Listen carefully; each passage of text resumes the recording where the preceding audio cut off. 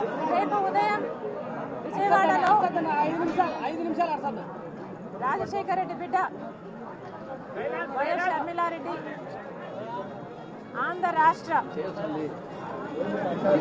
Congress committee అధ్యక్షురాలుగా బాధ్యతలు స్వీకరించిన సందర్భంగా ఈరోజు రాజశేఖర రెడ్డి గారి ఘాటు వద్ద రాజశేఖర రెడ్డి గారికి నివాళులు అర్పించి రాజశేఖర రెడ్డి గారి ఆశీర్వాదాలు తీసుకోవడానికి ఇక్కడికి రావడం జరిగింది.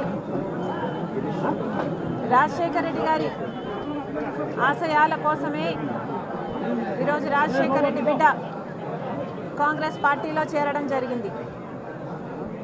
రాజశేఖర రెడ్డి గారికి కాంగ్రెస్ పార్టీ అన్నా కాంగ్రెస్ పార్టీ సిద్ధాంతాలన్నా ప్రాణంతో సమానం.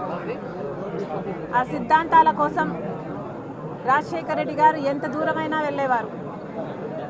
ఈరోజు మన భారతదేశంలో సెక్యులరిజం అన్న పదానికి ప్లూరలిజం అన్న పదానికి అసలు అర్థమే లేకుండా పోయింది.